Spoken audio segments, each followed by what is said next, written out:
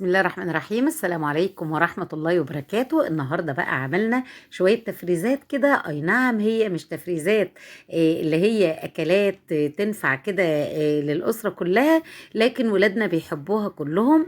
عندنا النهاردة برجر الفراخ بطريقتين اتنين. الطريقة الأولى اللي هي شوي، والطريقة التانية تشيكن تشيز برجر. زي ما انتم شايفين كده حاجة جميلة جدا. يلا بسرعة نعمل الخطوات. معايا نص كيلو من البطاطس، قطعتها مكعبات زي ما انتم شايفين كده، والميه بتغلي على النار. هنحطها تغلي وتستوي في الميه، ونبدأ بقى نعمل الفراخ، نقطع الفراخ بتاعتنا ونفرمها. معايا صدور فراخ، انا جبت كميه من البانيه. خدت المقطع منهم وخدت السفينة، الجزء اللي هو بيبقى الناعم فيها دي. وتبلت الباقي، هبقى انزل لكم الفيديو بتاعه ان شاء الله. وخدت الجزء ده بقى، قلت ايه افرمه، اطلع منه اللي احنا عاوزينه. ممكن تعمليه كفتة مثلا، ممكن تعمليه برجر فراخ، ممكن تعمليه شاورما، زي ما انت عاوزة بالظبط تعمليه. احنا كنا عايزين نعمله برجر فراخ، فقررت ان انا اصوره زي ما انتم شايفين كده. هنفرم جزء جزء كده في الكبة بتاعتنا، ونخليه كله فرم ناعم. البطاطس هتكون استوت، هبدأ اهرسها هرسة كويسة كده، وتبقى ناعمة خالص خالص خالص، ما فيهاش اي تكتلات ولا اي قطع، عشان لما تتعجن في البرجر ما تبانش. طبعا دي افضل من فول الصويا، وافضل من اي اضافات تانية. وكمان بتدي نتيجة حلوة قوي.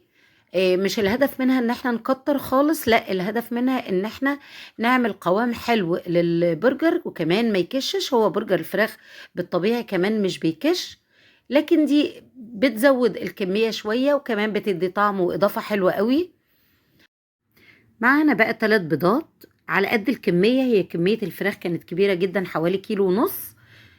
معايا 3 4 معالق من الفيجيتار، بيدي قوام وطعم حلو، كمان برضو بيكتر الكمية. معلقة ونص 3 تنصاص كده من توابل الفراخ، معلقة ونص من البابريكا، عندي معلقة من الثوم البودر، ومعلقة من البصل البودر. معايا فلفل أسمر ضروري جدا علشان خاطر البيض. معانا شوية قرفة، ولو عندك جنزبيل كمان حطي. وهنحط كمية الملح بتاعتنا، ونبدأ نقلب كل المكونات مع بعضها.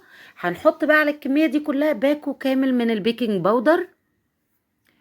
عندي هنا كريسبي بقى، نص كيلو من الكريسبي، قلت اوضبه كله مرة واحدة. حطيت عليه كذا معلقة من البقسماط، و3 4 معالق كمان من الفيجيتار. الخلطة ديت او الخليط ده بيعمل طعم حلو جدا. هنحط بقى بيض وملح وفلفل على قد الكمية بتاعتك، برضو مش هقدر احدد لك قد ايه. تحطي كمية علشان مش عارفة انت عاملة كمية قد ايه. ممكن تجربي في نص كيلو او ربع كيلو من الفراخ.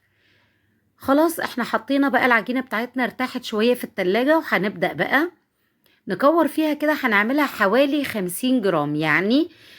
وحدة البرجر بتبقى حوالي 100 جرام. احنا هنعمل القطعة 50 جرام علشان نشوف هنعمل فيها ايه دلوقتي. زي ما قلت لكم احنا بنعمل تشيز برجر او برجر بالجبنة. هنجيب جبنة من الجبنة الشيدر، في منها مدخن وفي منها عادي زي ما تحبي. هاتي الجبنة المدخنة، وممكن تحشيها موتزاريلا، وممكن تحشيها اي جبنة بتسيح، شيدر او رومي. جبتها بقى، هي بصراحة طلعت غالية قوي، فانا يعني جبتها المرة دي وخلاص. ممكن تجيبي بقى الشيدر العادي. هنفرد اول جزء كده، وبعدين نحط قطعتين او مثلثين من قطع الجبنة كده، ونحط ال50 جرام التانية فوقيها، ونبدأ نعملهم على بعض كده. لو ما عندكيش المكبس بتاع البرجر ده، ممكن زي ما انت شايفة كده تعمليها على ايدك. هتحطي الجزء الاولاني، وتحطي الجبنة، وتحطي فوقيه الجزء التاني، وتبدأي تشكليه. الموضوع سهل جدا جدا جدا.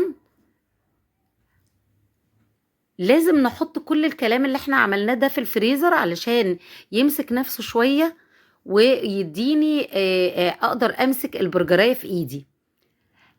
انا بقى ما حطيتهوش كتير بصراحة، كان لسه ساقع بس وطري. وخليط الكريسبي بقى، وتجهزي الزيت بتاعك، المفروض برضو يتحط في الفريزر شوية. بس كانوا مستعجلين على الغدا، وبصراحة انا اتأخرت عليهم، فقررت ان انا اقلي على طول، بقدر اتحكم فيها. بس انتي يا ريت تحطيه في الفريزر يجمد يجمد شوية، هتلاقي التعامل اسهل بكتير. هنبدأ نقلي بقى. ولادنا بصراحة بيجيبوا السندوتشات ديت من بره، بتبقى غالية جدا.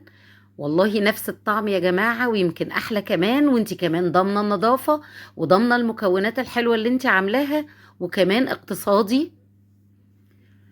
الحشوة بقى اللي تحبيها، عندك بقى كابوتشي، عندك كرومب، ورق كرومب، أي حاجة، صوصات اللي انتي بتحبيها أو ولادك بيحبوها، اعملي لهم السندوتش. ياكلوه بألف هنا وشفا، وتبقي عملتي غدوة حلوة، وفي نفس الوقت عملتي كمية حلوة من التفريزات. شايفين الجبنة؟ هي الجبنة الشيدر مش بتمط يا جماعة، بس طعم هايل، وخاصة المدخنة. عملنا بقى كمية كده على قدنا، كل طبق فيه الكمية اللي احنا عاوزينها، هيتشالوا في الفريزر وقت ما يكونوا عاوزين. كمان اللي هو عملته بالكريسبي، عملته وجمدته في الفريزر، وبعدين حطيته في كيس على بعضه كده وهو مجمد، بيفضل محتفظ بقوامه زي ما انتوا شايفين. اعملوا كل حاجة في البيت اكيد بقى، ان شاء الله يا رب يكون الفيديو عجبكم. اعملوا لنا لايك وشير، واعملوا لنا سبسكرايب. اللايك هو اللي بيرفع الفيديو يا جماعة، والقناة مش هتكبر غير بيكم. زي ما انتوا شايفين كده، هنقفل عليه. لو عندك الاكياس المحكمة القفل دي، بالراحة عليها كده وقفليها كويس جدا، وتخرجي الهواء منها، ويتشال في الفريزر وقت الحاجة. وقت تكوني جاية من شغلك مثلا مش قادرة تعملي أكل، ولادك عايزين عشوة حلوة وسندوتشات بدل ما تجيبي كمية كبيرة. شكرا ليكم، والسلام عليكم ورحمة الله.